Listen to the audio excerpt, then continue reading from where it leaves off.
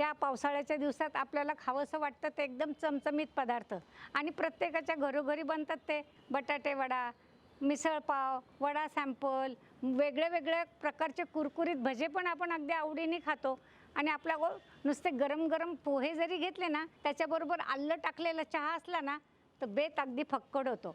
पण मी काय करते, माझ्याकडे इथे मी गवती चहाचं एक कंद लावलेलं होतं आणि ते आपलं वर्षभरात एवढं छान वाढलं आहे आणि निसर्ग पहा किती छान आहे. पाऊस पडला की हे अगदी माझं जोमाने गवती चहाचं हे माझं रोप वाढलेलं आहे. मग मी हे 2-3 पानं घेते, ताजी पानं घेते आणि इथे मी तुळस पण लावलेली, त्याची पण 4-5 पानं घेते, स्वच्छ धुते. आलं, गवती चहा, तुळशीची पानं टाकून मस्त चहा उकळला की घरभर त्या चहाचा एवढा सुगंध सुटतो ना, ह्या सुगंधाने तर मन फ्रेश होतंच. हे गुणधर्म आहेत ते सगळे या गवती चहामध्ये. असं जरी आपण गवती चहा मोडला त्याचा सुगंध इतका छान येतो ना की मन एकदम प्रसन्न होतं. ह्या गवती चहाचे गुणधर्म म्हणजे ह्या रोगप्रतिकारक शक्ती याच्यामध्ये आहे.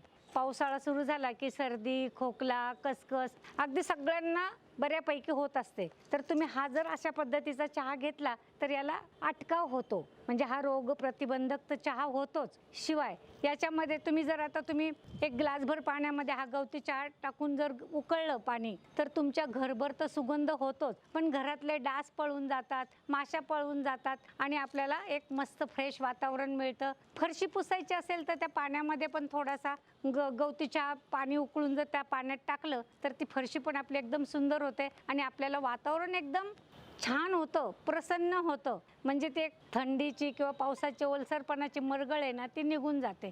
तर यामध्ये ना याचं एक ऑइल येतं गवती चहाचं, तर त्या ऑइलचं पण आरोमा थेरपीसाठी उपयोग चांगला होतो. तर त्याच्यामुळे आपलं डोके दुखणे, सांधे दुखणे, आपले केस, त्वचा याच्यासाठी पण याचा उपयोग केलेला जातो. 12ही महिने हा चहा बरेच जण पितात. तुम्ही हा चहा वाळवून जरी याचं चहा पावडरमध्ये टाकलं तरी पण याचे फायदे तुम्हाला नक्कीच मिळतात. तसंच मी प्रतिभा फिरोदियाज किचनवर पावसाळ्यासाठी खास मसाला चहा बनवलेला आहे. तो कसा बनवायचा आहे ती रेसिपी तुम्ही अवश्य पाहिजे आहे आणि पावसाळ्यामध्ये अवश्य तुम्ही हा चहा बनवायचा आहे. दुसरं महत्त्वाचं म्हणजे हा गवती चहाचा उपयोग करताना गरोदर बायकांनी आणि लहान मुलांसाठी डॉक्टरांचा सल्ला घेणं खूप आवश्यक आहे. तुम्ही जवळ रात्री झोपताना जरी जवळ ठेवलं ना तर तुम्हाला शांत झोप येते, मन प्रसन्न होतं आणि याचे थेंब तेल असलं तरी त्या वासाने आपल्याला मंद शांत वाटतं आणि झोप पण छान होते. मला सांगा बरं, तुम्ही कसा चहा बनवता? आलं टाकून बनवता की गवती चहा आणि आलं आणि तुळशीची पानं टाकून बनवता? अवश्य मला आपल्या कमेंट द्यायच्या आहेत.